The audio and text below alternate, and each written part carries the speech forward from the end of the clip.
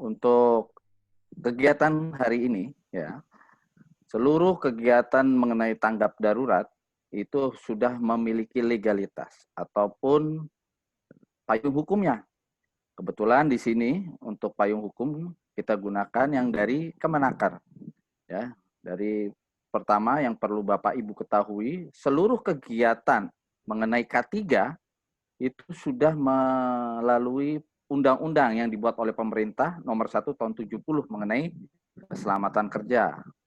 Begitu juga yang lainnya, ya, dari Kemenaker 186 ya, tahun 99 mengenai unit penanggulangan kebakaran di tempat kerja, dan peraturan Penaker yang lainnya mengenai syarat-syarat pemasangan pemeliharaan APAR, instalasi kebakaran, dan pengawasan khusus, ya, untuk K3 penanggulangan kebakaran. Ya, jadi semua hal ini sudah diatur oleh pemerintah mengenai K3 khususnya tanggap darurat mengenai kebakaran. Lanjut yang kedua, ya, syarat-syarat penanggulangan kebakaran. Ya, ini ada sesuai dengan pasal 3 ayat 1 Undang-Undang nomor 1 tahun 70. Ya, jadi di sini prinsipnya seorang petugas ataupun masyarakat umum, ya, harus bisa mencegah, mengurangi, dan memadamkan kebakaran. Yang kedua, memberikan kesempatan jalan untuk menyelamatkan diri pada saat kebakaran. Yang ketiga, mengendalikan penyebaran panas, asap, dan gas. Ya. Jadi di sini, ya, Bapak Ibu, ya, selaku tim emergency response plan atau tim tanggap darurat, ya, ketiga poin inilah, ya, yang menjadi tolak ukur, ya, yang harus Bapak Ibu terapkan pada saat kejadian khususnya kebakaran. Ya. Namun tidak menutup kemungkinan untuk hal-hal bencana yang lainnya, ya, seperti misalnya ada gempa ataupun teror, ya, ataupun hal-hal yang lainnya yang menurut Bapak Ibu ini bersifat darurat. Dan yang untuk pasal 9, ya, mengatur kewajiban pengurus menyelenggarakan latihan penanggulangan kebakaran. Nah, ini juga nih Pak, ya, jadi para pengelola bangunan atau gedung ini sudah harus wajib, ya, setiap tahun mengadakan pelatihan atau drill, ya, untuk kesiapsiagaan, tidak hanya daripada penyelenggara kegawat daruratan, tetapi juga seluruh penghuni gedungnya. Oke, lanjut. Nah, masuk ke materi api. Nah, oke, awal kita harus mengerti dan mengetahui apa itu api. Nah, di sini ada dua teori yang sudah diulas, ya, oleh para pakarnya yang ada di luar sana. Yang pertama dari IPSTA, ya, Essential of Firefighting. Nah, di sini IPSTA memberikan teori api, yaitu suatu reaksi rantai kimia yang dikenal sebagai pembakaran. Ya, ini menurut IPSTA. Dan yang teori yang kedua dari David T. Gold. Ya. Nah, menurut David T. Gold, jadi api adalah suatu proses oksidasi cepat yang umumnya menghasilkan panas dan nyala. Nah, menurut Bapak Ibu sekalian, yang paling tepat teori yang mana? Oke, menurut pandangan Bapak Ibu, ya, para peserta sekalian, nah, bisa punya gambaran kalau api itu apa yang menyebabkan asal mulanya. Oke, kita lanjut. Materi yang dari teori api ini kita buka. Ternyata, ya, teori yang kedua yang dari David T. Gold yang kita pakai, ya. Jadi kebakaran, ya, itu berasal dari oksidasi cepat, ya, oksidasi bahan bakar cepat, ya. Lanjut ke pembakaran cepat dan timbullah api atau kebakaran. Ini. Jadi perlu Bapak Ibu ketahui biar bisa membedakan ya, apa yang dimaksud dengan kebakaran. Kebakaran adalah ya, suatu kejadian atau api ya, api yang timbul karena ya, adanya hal-hal yang kurang cepat direspon. Ya. Jadi kebakaran ini adalah ya karena kelalaian kita, ya kurang cepat merespon. Tadinya api kecil yang bisa Bapak Ibu bisa kendalikan, ternyata Bapak Ibu meresponnya kurang.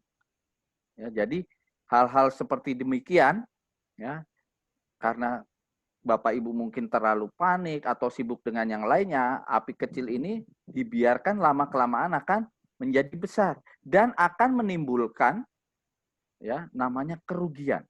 Kerugiannya itu tidak hanya harta benda, bahkan bisa nyawa. Maka dari itu, ya Bapak Ibu dalam melihat hal-hal seperti demikian harus mengambil tindakan cepat.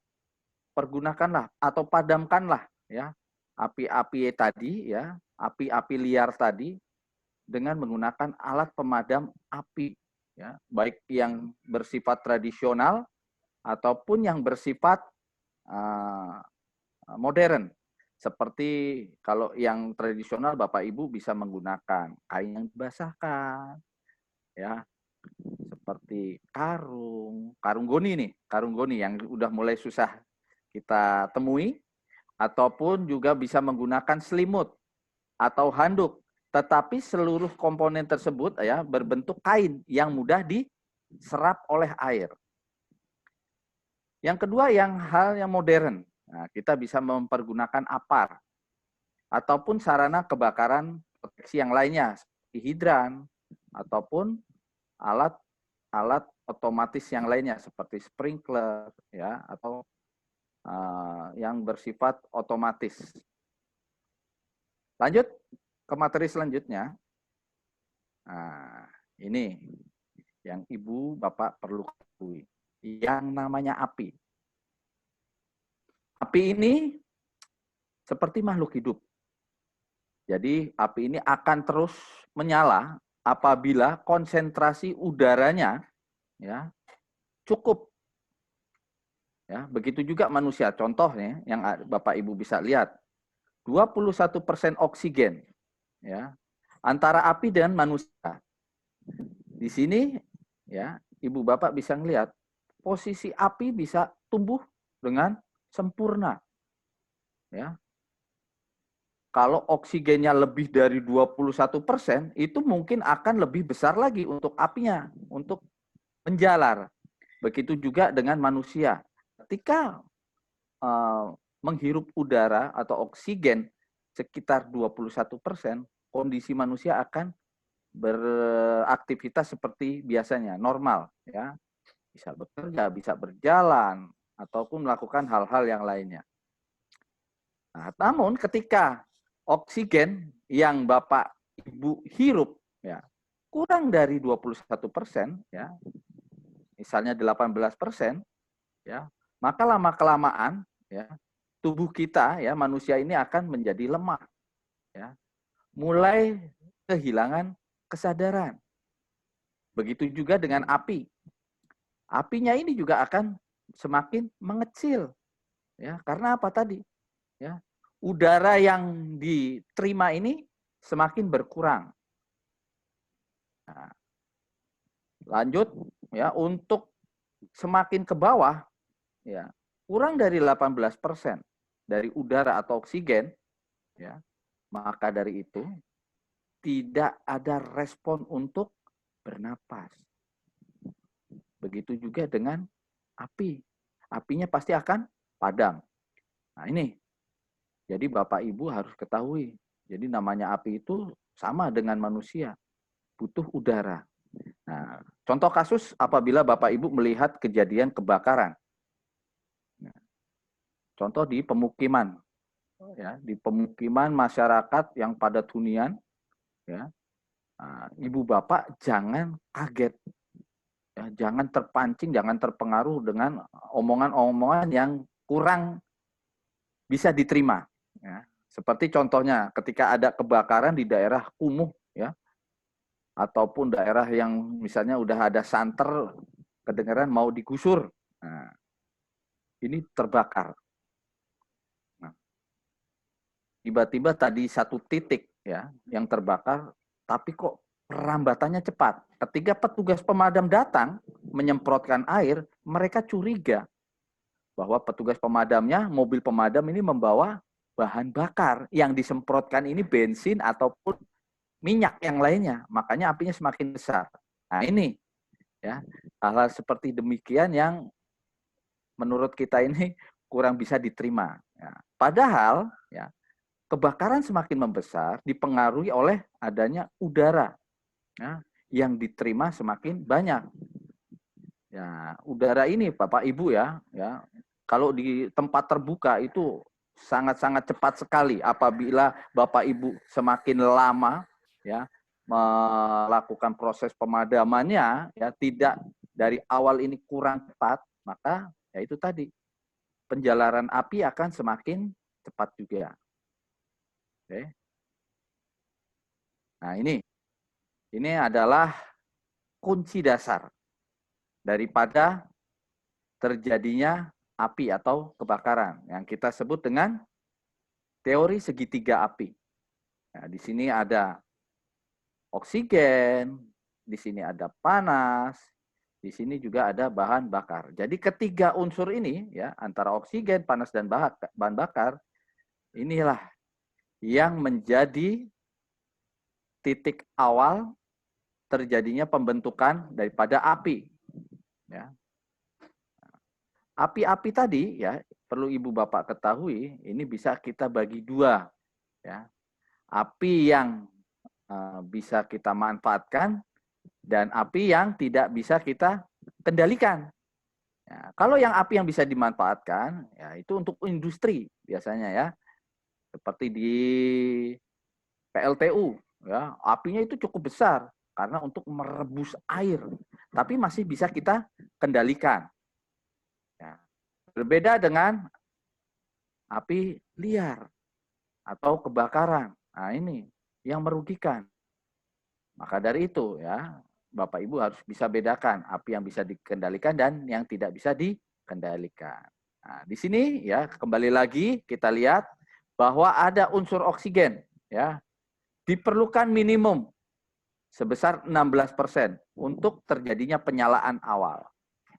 Untuk panas ya, untuk panas di sini kita bisa lihat unsur panas yang dapat menimbulkan kebakaran. Di sini ada kimia, ada listrik, mekanis, nuklir, dan matahari. Ya, ini panas loh. Jadi panas-panas, terutama yang sering kita lihat, panas yang sering kita dapatkan adalah dari matahari. Nah, ini contoh kasus ya apabila panas di tempat pembuangan sampah akhir. Di tempat pembuangan sampah akhir, kalau musim panas, Ibu Bapak ya, sama seperti di daerah mungkin Sumatera sana ya, di perkebunan, ya, kalau ketiga unsurnya ini pasti mudah ditemukan, ya, antara oksigen, panas, dan bahan bakar. Ini dapat timbul terjadi penyalaan sendiri. Ya. Beda dengan panas-panas yang seperti atau kimia. Nah, ini juga sama. Listrik dan kimia, ini banyak juga kita sering temukan ya kelalaian terjadinya kebakaran di tempat lingkungan tempat tinggal ataupun di perkantoran bahkan. Akhir-akhir ini tren kebakaran di perkantoran ya tidak terlalu besar, tapi seringnya kita menerima laporan bahwa terjadi kebakaran di gedung ini, di perkantoran ini. Nah, ini karena kelalaian daripada para karyawannya ya pada saat penggunaan listrik.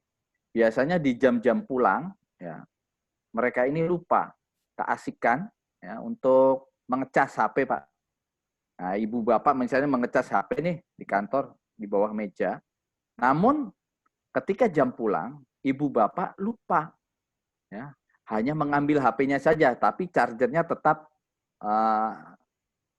masuk di stekernya itu, dicolokannya, ya, ditinggal. Nah, lama-kelamaan biasanya charger itu akan semakin panas, Bu. Ya, Ibu bisa meninggalkan ini semalaman. Nah, ini karena kan arus listrik tetap masuk mengalir ke charger tadi. Lama-kelamaan chargernya panas, meleleh, dan timbul kebakaran. Nah, ini yang harus kita waspadai ya. Ketika ibu bapak saat ada di kantor ataupun di rumah, ya tolong hal-hal sepele yang seperti ini ya bisa menjadikan kebakaran. Yang terakhir bahan bakar, ya bahan bakar. Nah, di sini banyak bahan bakar ya yang untuk menjadi terjadinya proses api. Ya di sini ada yang berbentuk gas, berbentuk cairan atau uap ataupun padat. Bahan bakar ini macam-macam, ibu bapak ya. Jadi ini nanti kita kenalkan lebih jauh lagi untuk bahan bakarnya. Oke. Masuk ke macam-macam pemindahan panas. Nah, ibu bapak perlu ketahui di sini ya pemindahan panas atau penjalaran api. Ya, ini ada beberapa teori yang dapat menimbulkan penjalaran panas atau api ya, ibu bapak bisa lihat di sini ada 3, adanya radiasi, konduksi, dan konveksi. Radiasi, nah, ini terjadi apabila kebakaran, ya biasanya nih di pemukiman. Jadi antara 2 bangunan yang saling berhadapan, ketika satu bangunan terbakar dan yang lainnya ini belum terbakar. Namun karena apinya semakin membesar, ya, otomatis bangunan yang ada di hadapannya atau di sampingnya tadi terpapar karena panas. Ya, panas yang sudah cukup untuk terjadinya kebakaran, maka secara otomatis timbul penyalaan. Ingat Bapak Ibu, 3 menit awal, 3 sampai 4 menit awal, ya, derajat panas bisa sampai dengan 400 derajat Celcius. Ya, kita terlambat sedikit. Contoh kasus ya, apabila Bapak Ibu memasak air. Berapa derajat panas yang diperlukan? 100 derajat. 100 derajat, bayangkan Bapak Ibu panasnya seperti apa?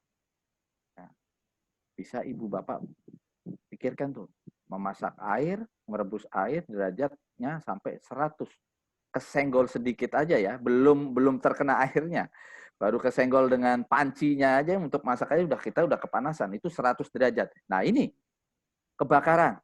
Kita lengah di 3 sampai 4 menit awal ya, derajat panasnya akan mencapai 400 derajat Celcius. Ya, maka dari itu timbul nanti ya radiasi, perambatan melalui panas tadi. Ya. Yang kedua adalah konduksi. Ya. Nah, ini biasanya ada di gedung-gedung tinggi nih, perambatan melalui gedung tinggi. Ya, kebakaran contohnya ada di lantai bawah, lantai ground, ya. Lantai ground, ketika terbakar di lantai ground, Bapak Ibu panik. Ya. Tidak peduli lagi nih untuk memadamkan. Nah, terjadi penjalaran. Penjalaran itu nanti akan merambat tiba-tiba masuk ke lantai yang lebih tinggi mungkin atau di top floor-nya. Ya. Kok bisa, Pak? Seperti demikian. Bisa, ya. Karena penjalanan panas atau apinya tadi melewati sap. Ya, sap yang ada di gedung. Jadi sap ini fungsinya adalah untuk jalur pipa ataupun kabel. Nah, sap-sap ini yang ada di tiap-tiap gedung, ya, tiap-tiap lantai ini, ya, sebenarnya harus dilindungi dengan alat proteksi kebakaran, ya, yang dinamakan dengan fire stop. Nah, bisa juga dipasang fire stop ini, ya, di tempat lift, ya, karena lift juga ada mungkin ya kabel-kabel ataupun kawat ya untuk menghantarkan panas tadi. Ya. Lanjut yang ketiga, konveksi. Ya, konveksi juga sama, tapi konveksi ini banyakkan di gedung ya. Kebakarannya ini terjadi di lantai paling bawah atau biasa kita sebut dengan basement. Nah, Jadi basement Bapak Ibu bisa lihat ya, karena di sana ini banyak sekali juga pipa-pipa ataupun kabel-kabel ya, yang terbuka. Hanya diberikan dudukan, yaitu berupa ducting. Nah ini ducting ini ya, ataupun pipa kabel tadi ya, bisa menjadi penghantar daripada pemindahan panas. Ya, nah, apalagi di basement ini menjadi salah satu tempat yang menurut kami petugas pemadam kebakaran adalah tempat yang cukup berbahaya. Kenapa berbahaya? Karena di sana kalau terjadi kebakaran, otomatis ya banyak peralatan-peralatan ataupun kendaraan yang jika terjadi kebakaran ya akan timbul asap yang cukup pekat. Ya, sirkulasi udaranya sedikit. Ya, tempatnya juga terbatas atau kita sebut biasa confined space. Ya, ini yang cukup berbahaya. Jalur evakuasinya pun hanya melalui ram. Nah, ini. Maka dari itu Bapak Ibu perlu perhatikan ketika terjadi kebakaran, misalnya di tempat Bapak Ibu ya, ada kebakaran di basement. Tolong perhatikan ya, sarana-sarana jalan keluarnya ya, ataupun penerangannya. Ketika Bapak Ibu terjebak di dalam basement tadi, kalau terjadi kebakaran, ya, tolong perhatikan arah evakuasi yang sudah terpasang. Ataupun kalau Bapak Ibu panik, terjebak, okay, Bapak Ibu jangan mengambil langkah di tengah daripada basement tadi. Lebih baik Ibu Bapak ya nempel ke dinding, jalan menyusuri dinding. Ya. Nah, nanti Bapak Ibu jalan, tapi juga jalannya pun tidak boleh secara tegak, melainkan merangkak ya, untuk menuju tadi area evakuasi. Kenapa harus merangkak? Tidak boleh tegak, karena pada saat Bapak Ibu tegak, ya, otomatis Ibu Bapak akan banyak menghirup asap. Asap inilah yang menjadi ancaman buat kita. Ya, apalagi kalau kita tidak dilengkapi alat pelindung pernapasan. Nah, ini makanya kita sarankan Bapak Ibu untuk merunduk atau merangkak karena udara bersih itu dari lantai kurang lebih ada sekitar 50 cm ya, atau setengah meter dari lantai udara bersih. Ya. Ibu Bapak diberikan kesempatan paling lama untuk berjalan di dalam suatu ruangan yang sudah penuh dengan asap itu antara 10 sampai 15 menit. Kalau sudah lebih dari 10 atau 15 menit tadi, ya apinya semakin membesar, asapnya semakin banyak. Nah, ini yang menjadi ancaman. Otomatis ya kita bernapas akan menghirup racun. Ya. Nah, ini gas karbon. Ya. Gas karbon hasil dari pembakaran kebanyakan adalah gas karbon. Nah, maka dari itu perlu Ibu Bapak ya paling tidak melengkapi ya dengan handuk kecil ya ataupun kain-kain ya, kain-kain seperti ini ya. Masker yang berbentuk kain dibasahkan terlebih dahulu menggunakan air, baru kita gunakan untuk menutup saluran pernapasan dari hidung ataupun mulut kita. Ya, yang pasti agar jangan sampai kita menghirup asap. Oke, nah ini ya bahan-bahan ya terkait dari tadi ya, yang bahan-bahan dari segitiga api di sini dibuatlah klasifikasi kebakaran. Ya, menurut Permenaker nomor 4 tahun 1980 dibuat 4 kelas. 4 kelas tadi ini ya yang dibuat oleh Permenaker mengacu daripada NFPA, National Fire Protection Association yang ada di Amerika sana.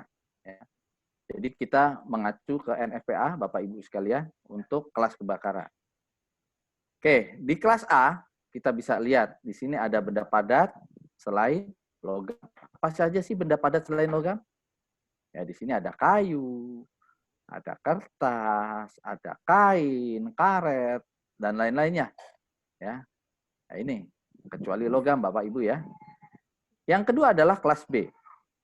Bahan bakar cair dan gas. Ya, bahan-bahan cair seperti gas yang masih mudah terbakar.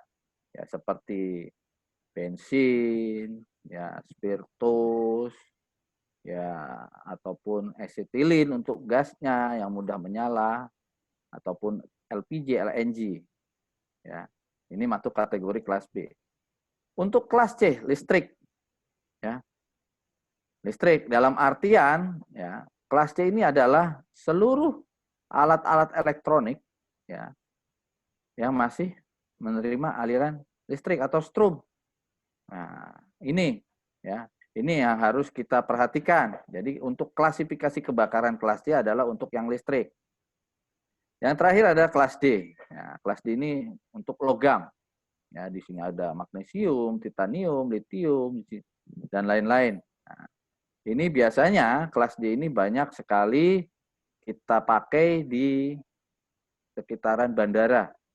Ya, khususnya di hanggar-hanggar pesawat atau ya maintenance pesawat ataupun pabrik peleburan besi. Ya.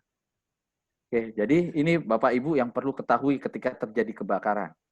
Ketika terjadi kebakaran, Bapak Ibu harus melihat ya kelas-kelas kebakarannya.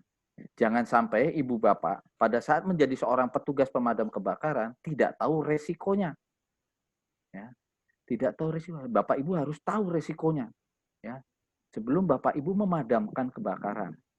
Jangan sampai Bapak Ibu menjadi korban. Memang ya, kebanyakan yang Bapak Ibu ketahui, seorang petugas pemadam kebakaran, ya, selain senjata dan pelurunya yang harus diketahui, ya, perlindungan diri seorang petugas juga harus diperhatikan. Yang Ibu Bapak ketahui, biasanya petugas pemadam kebakaran kebanyakan ya menggunakan senjatanya adalah air. Ya. Untuk memadamkan api pasti adalah air. Namun tidak semua ya kebakaran ini bisa kita padamkan menggunakan air. Makanya Bapak Ibu harus paham mengenai kelas kebakaran. Mungkin kalau yang kelas A ya, Ibu Bapak bisa padamkan ya menggunakan air. Namun untuk yang kelas B, kelas C ataupun kelas D dengan air ya ini tidak mungkin mudah padam. Malah apinya bisa semakin membesar. Ya, makin membesar. Contoh kasus. Oke.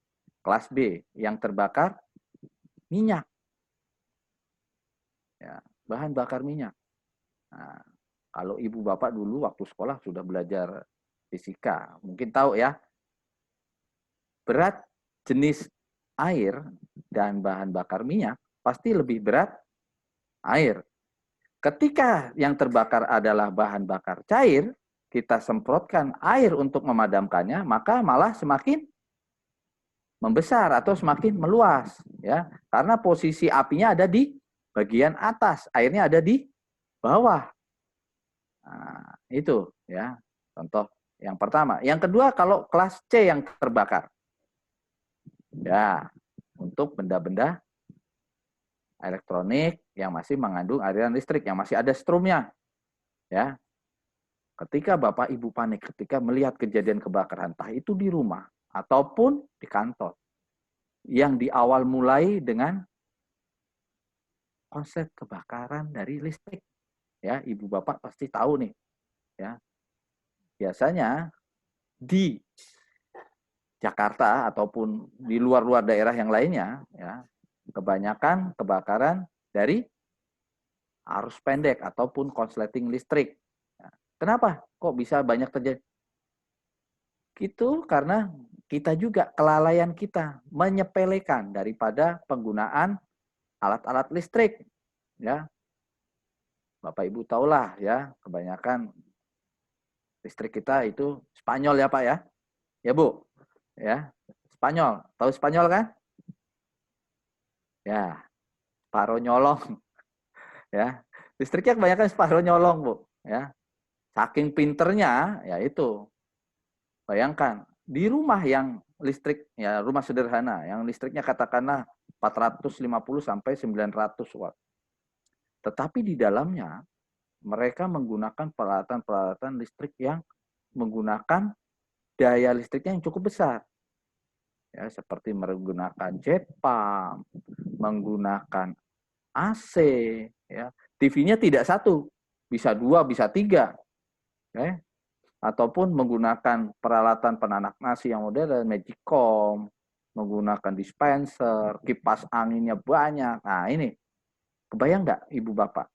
Kalau dengan listrik yang kapasitas kecil tadi, untuk menghidupi peralatan-peralatan tadi semua. Beban 2.200 saja mungkin tidak sanggup.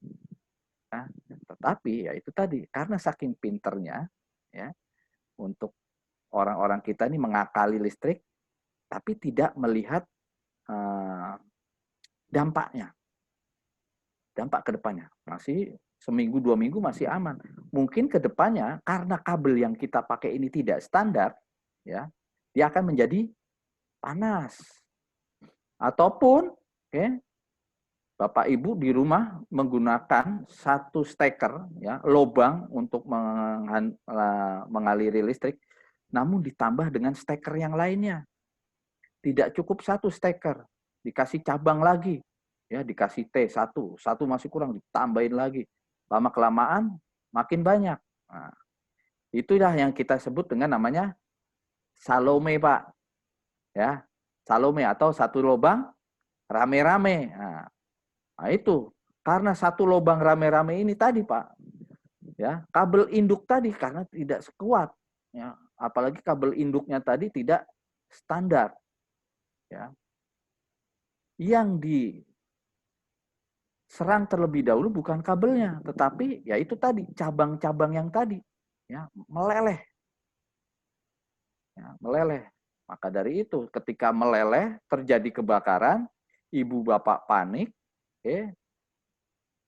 langsung Bapak Ibu siram menggunakan air. Padahal listriknya masih nyala.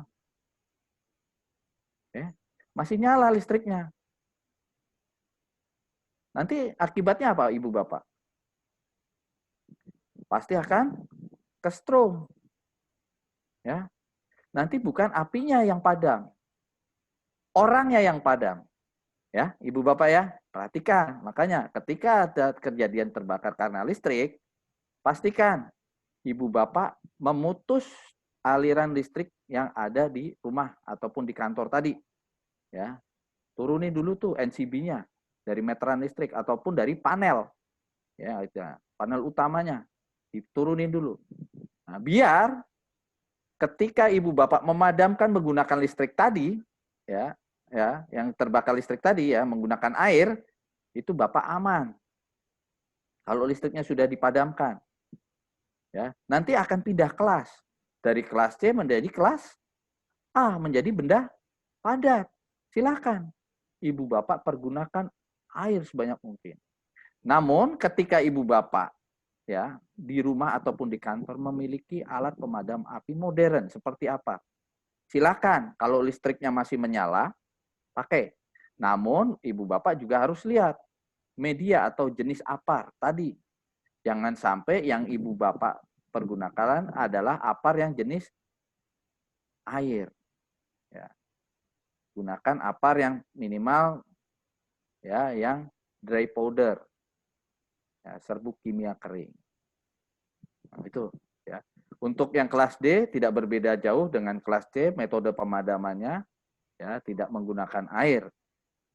Ya, tapi menggunakan yaitu tadi ya, alat-alat pemadam khusus seperti dry chemical powder ataupun foam liquid. Ya. Oke, lanjut. Metode pemadaman. Nah, nih, Ibu Bapak harus tahu nih. Ya, selain tadi klasifikasi kebakarannya, metode pemadamannya juga. Di sini ada 4 metode pemadaman. Ya. 4 metode pemadaman yang kita pakai ya untuk memadamkan api. Di sini ada namanya mengurangi temperatur atau bahasa kerennya cooling. Ya. Yang kedua adalah memindahkan bahan bakar. atau starvation. Ya. Yang ketiga, mengeluarkan oksigen, ya, atau smothering. Yang terakhir, menghambat rantai reaksi kimia atau penjalaran, ya.